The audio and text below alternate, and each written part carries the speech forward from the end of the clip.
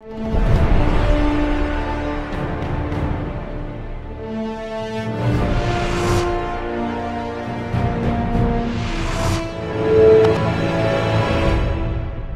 and welcome to Leaders of Tomorrow, the only show on Indian television right now where you, the MSME entrepreneur, get center stage. This is ETNA's special daily initiative to bring you answers no matter what industry or area you're in. Tonight, all Leaders of Tomorrow, we're talking about the wedding industry and the wedding market, and to talk about the opportunities, challenges and how you, the MSME, can fundraise. I have with me in studio Sajid Fazilboy. He's the principal of Bloom Ventures.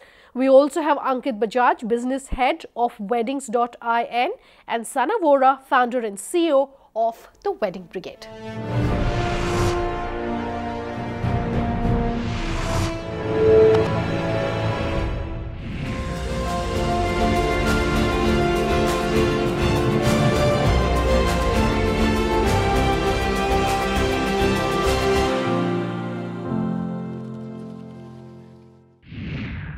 Sajid, Sana, Ankit, thank you all very much for being with us here tonight to talk about the wedding market, the wedding industry, and this perhaps is one of those industries where you see a greater percentage of startups and entrepreneurs, particularly in a market like India. So why don't I start by asking both our entrepreneurs to talk very briefly about your companies for the sake of our viewers, and let me start with you, Ankit. So weddings, we started 2 years back. So weddings, we believe, is a very large industry. So what we have seen is, what we have realized in this, it's not an organized sector, and people believe there should be a marketplace where they can get a lot of ideas, a lot of ideation. That is where we coming in and stating that, okay, these are the vendors, these are the right set of vendors, right fix for you, right fit for you, and accordingly we are helping them. So it's a one-stop platform. One-stop solution for wedding, except matchmaking, we have everything. All right, what about you, Sarah? So I actually got into the wedding space through more of a personal anecdote. So I went back and I started doing research, and I found that for young women getting married in India, there was no centralized site for high quality content, products and services. Okay. And so that is essentially what we set out to build a couple of years ago, and now the Wedding Brigade essentially aims to be India's leading wedding brand by providing the best content, curated products and verified vendors. So you can actually look for ideas and inspiration. You can actually buy wedding fashion, costume, jewelry, gifts and favors, and book venues, makeup artists, photographers and more through the portal. Okay, so one thing that I'm picking up from what both of you are saying is that this is a very disorganized market. Both of you have used that word, and you know, that's what I want to pick up on, Sajid.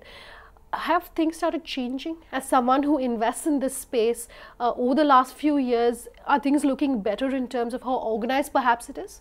So for any venture capitalist, you're trying to actually disintermediate a bad market, right? You're trying to fix a lot of parts of a market which are disorganized, right?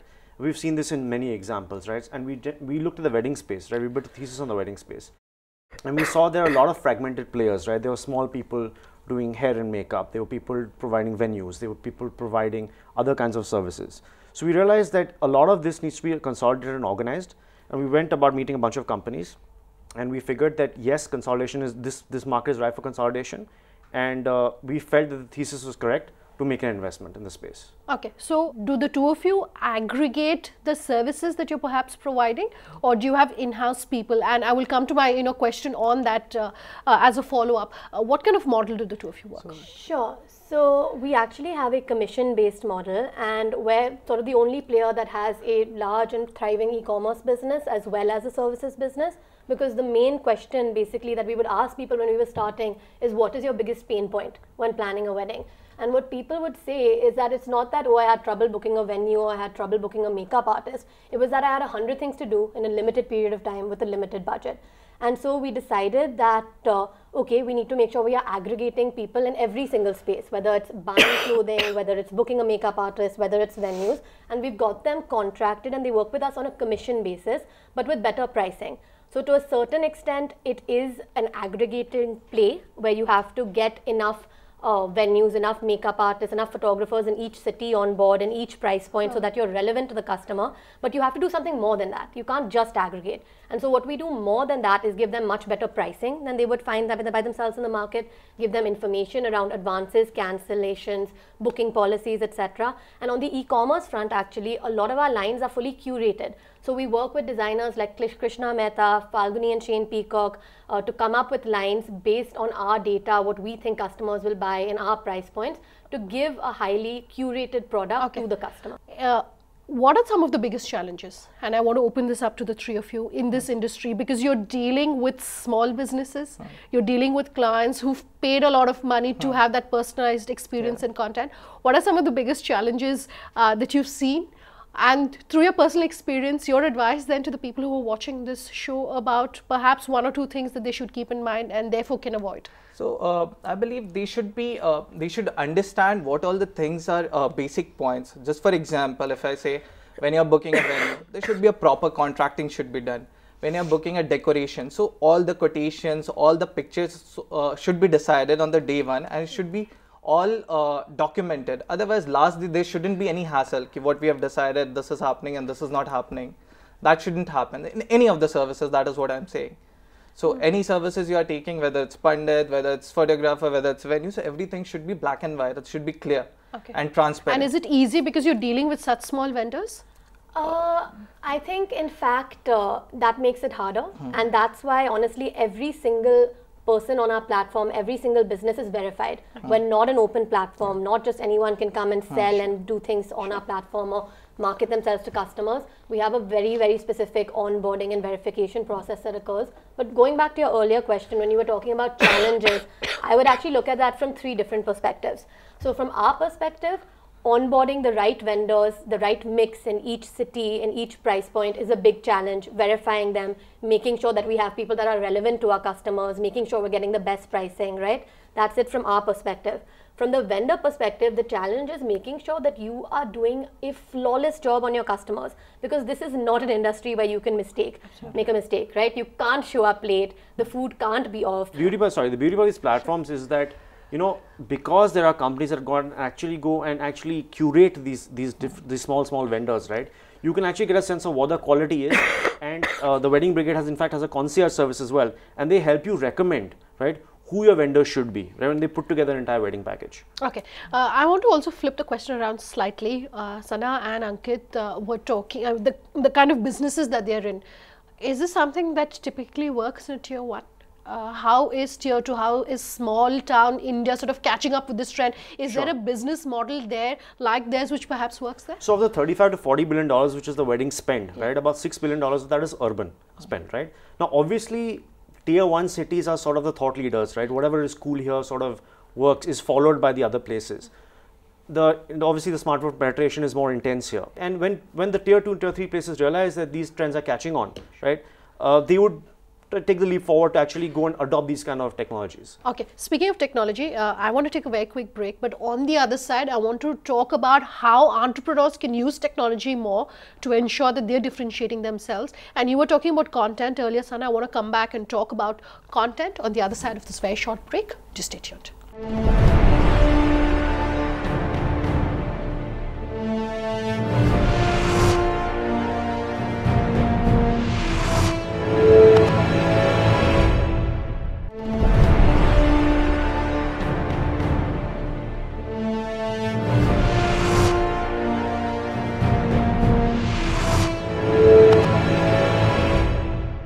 Welcome back. You're with us here on Leaders of Tomorrow, and tonight we're talking about the wedding market for you, the MSME entrepreneur, and what some of the opportunities are and how you can tap them. Speaking of opportunities, just before we took the break, we were talking about technology, and let me come to you, Ankit. You were very briefly sort of talking about technology earlier.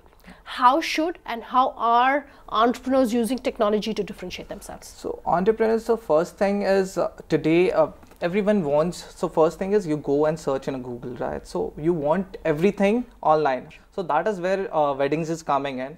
You're searching about anything related to wedding, whether you need about ideas, so all about a discovery platform. You need to know about the ideas, what is trending in the market, and what are the right fit for your wedding, what kind of venues, what kind of photographers, and all this is a technology, right? When you're creating a marketplace, you have aggregated everything at one place. You get to know about everything. Sure. Then you need to do a lot of follow-ups. What are the right deals going on? I want you to talk specifically from the customer point of view about how technology is making things different from them, and also technology trends that you're seeing in some of the companies that perhaps that you've looked at or invested in. Sure. I think content is going to be a driver going forward in a lot of tech businesses, right? With the onset of high-speed connectivity such as Geo, people are going to want to consume high-quality video content, I think personally, right? And over a period of time, businesses that can actually produce a lot of great content to inspire people to transact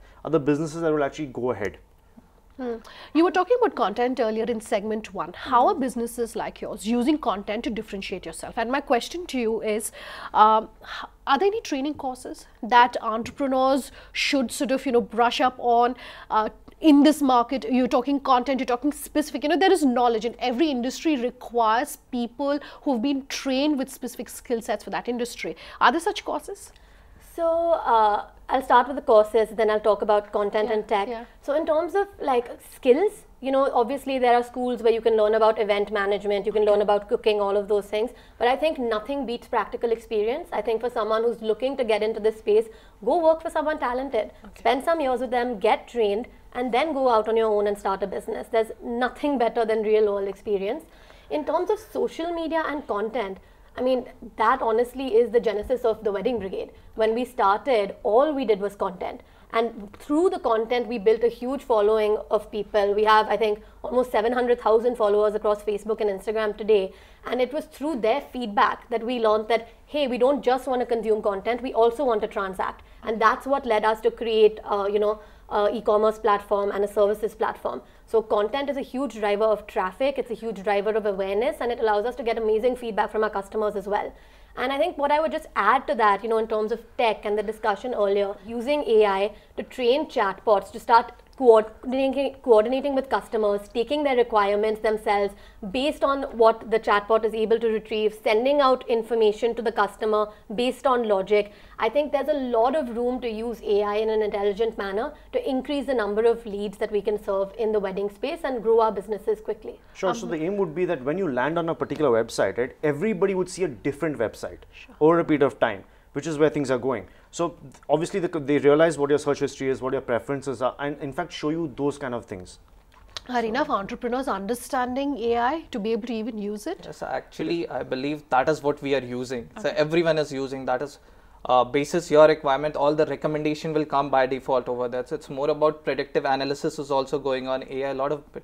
So everything like Sana has said. So chatbots, so auto recommendation, okay, this is your budget, this is the area, so what are the 5 best fit venues for you and whether they are available or not. Okay. So that is how it is going forward. Okay. Sana, social media hygiene, that's not something we talk about a lot. Everyone is on social media these days, but it's not necessary that you're constantly communicating with your customers. You have to customize it. Is there anything in terms of hygiene you want to tell our viewers about? I think at the end of the day, people just need to realize that whatever they put out on social media is fully public. It's always going to be there. So it's not something to be taken lightly. It's something that should require thought. If you're trying to build a brand, the messaging should be consistent. There should be no spelling mistakes. There should be no typos. These sound like small things, but you'll be surprised even if you look at like an Instagram page of a really big brand where you see some of these errors happening. So I think the main point behind it is to take it seriously, to look at it as a legitimate arm of your business. Let's talk about GST and perhaps the impact that it is seen on this industry. In fact, let me open it up to the panel and say, has GST had an impact? I'll say GST is a catalyst where it has bring more transparency in the system. That earlier chalta hai attitude has gone, where customer is also need the transparency. Okay, I need the invoice. The vendors are also creating an invoicing. So little bit there was an impact, but yes, people have come up to, okay, we are accepting that GST and it is cleaning, it's for the greater good. So people have accepted that. Okay. More specifically, especially on the e-commerce front, that 20 lakh exemption, it's not relevant to someone who's selling on an online portal. So what we've seen that is interesting is that some of our smaller brands that we sell on our portal who weren't registered, some of them have actually gotten registered because they don't want to lose doing business with us, because we make up a big part of their revenue. But some very, very small brands who are unsure if they can keep up with the regulatory requirements, they have chosen not to. So there's a little bit of a shake-up, but I do think overall it is going to be a positive thing for the industry. It'll just take a few months for everyone to get there. Let's talk funding. 2015-16, I know, was a bad period for the entire industry, no matter what business you were in. Sure. Funding to this industry, how are things looking? So, Bloom Ventures was one of the first institutional investors to get into the space. Sure. Right? We built a thesis. Our thesis was very clear on what we wanted to see. So, the way we defined the business was that there's services, there's curated e-commerce, and there is content. We looked for a company that was doing all three in a good manner. So we met a number of companies, and we decided to go ahead with the wedding brigade. What I would advise entrepreneurs is that over a period of time, right, there are limited funds out there, venture capital funds out there, probably 15 to 20 at best for a Series A. So it probably does not make sense to in fact go out and have bloodbaths at this stage. Right, what you should actually do is you're not competing for customers today, you're competing for capital. And I must say, this is limited capital available for these companies until you get to a scale which is sizable that nobody can ignore. So my advice to all the entrepreneurs would be is that try and find a way of working together, improve those metrics collectively, and then get to market. It's a much stronger raise. And obviously the fallback option is to try and break even, right? Yeah. And all these companies, they've probably raised anywhere between $1 and $2 million, right? There's no real excuse to sort of lose money now, right? Sure. Find a way of breaking even, get to path to profitability, and at the right time, the right investor will come who will give you enough capital to take it to the growth stage. Why are you saying there are limited funds? For the simple reason that we're seeing that the e-commerce industry is flush with funds. There's too much money chasing too few companies. So what should a company, an entrepreneur in the wedding industry who's looking at raising funds keep in mind when they're approaching an investor? So I was talking about venture capital funds as a whole. In India, there are not that many funds. It's not like the US. It's not a vibrant sort of venture landscape. Right, so you're competing to pitching to the same investors, and so far many large funds have not gone into this space yet. There are only maybe one or two, right? And we're trying to sort of show the market here by investing in these companies. That, there is a large market out here. Everybody knows it. These companies have actually gone and grabbed some market share. They're doing it slowly, but these will end up being large businesses in the next few years. So over a period of time, those investors will wake up. But then again, there are not that many of them. Right, so these companies are in fact competing with the same capital. So are we likely to see consolidation in the industry? Well, that's my recommendation to most entrepreneurs now. If you have a business that's independently doing 1 or 2 crores a month, right, you are not going to get to an institutional round of between $1 and $5 million that easily, right? So you rather find a way of working together. I mean, there's a very large value chain, right? Try and find a way of working together when you guys are solving different parts of the problem, right? And accordingly, try and find a way of consolidating in some way. I'm not saying a stock swap immediately, right? Become partners, right? Share leads, and over a period of time, you'll build a business that nobody can ignore. Then you will definitely get funded. Okay, speaking of funding, let me ask both the entrepreneurs on the panel. Once you've received funds, and I love asking, different businesses that come on our shows about their strategy when it comes to growth. How soon is it when you grow? If do you initially look at a consolidation phase, and if you are looking at consolidation, how long do you consolidate for? Is it a question of growth versus consolidation? If not, sort of how are you answering that question? So I think it depends on the stage of funding. So when we raised our seed round from Bloom and some angel investors, at that point it was all about testing the model. Right, using that money, getting into the market, launching our services business, refining our e-commerce, and really figuring out, okay, where can we add value? What is the best model for us? Now that we're almost closing our second round of funding, it's about scaling the model. We found the right model. We understand the best way to grow services business, how to open up in more cities. We know what verticals work for us in e-commerce, and now it's about using that money to take us as far as we can. And I agree with Sajid. I think just it's important to build a business with a clear path to profitability, and that's something that we've always made sure that we have, even when we're growing. As we're running out of time on this panel, let me get closing comments. Let me come to you first and talk about trends that we're likely to see in 2017 for the wedding market. So in trends, I'll say, so now earlier it was a decision maker. So parents were more of a decision maker. Right now that trend has changed. The couples are taking the decisions. And we see the number of functions have increased, spend has increased, and the gathering has reduced. If you see earlier there were people, we were calling 1,000, 2,000 people guests in there. So now people want to have a closed function. So my father, when he got married, there was only hardly one and a half function kind of that. Last time my brother got married, there were 7 functions. So Mehndi is separate, Sangeet is separate, then we have a bachelorette parties, then we have one day where you have to have a entire entertainment thing. So flash mobs is happening, then we have a tug of war, and all these things are coming up. Then there's a pre-wedding shoot, fad, day wedding where you have a sunglass swag, and all these things are coming, theme wedding. Recently in Mumbai we have one wedding where it was a Game of Thrones theme. So all these trends are coming up. Okay, That and is it's what's definitely happening. not going to be easy on the wallet. I think it depends on your approach, right? Because, and to sort of build on what he's saying, I think what he's talking about really is personalization. So people aren't really looking at doing that same cookie cutter wedding, let me hire everyone my cousin did and then do the same wedding 2 years later. How do you add your personal touch, whether it's naming the drinks after the couple, whether it's taking cute photos from their travel and using it as centerpieces. So that's, I think, one big trend to agree with him. And the second thing is offbeat events.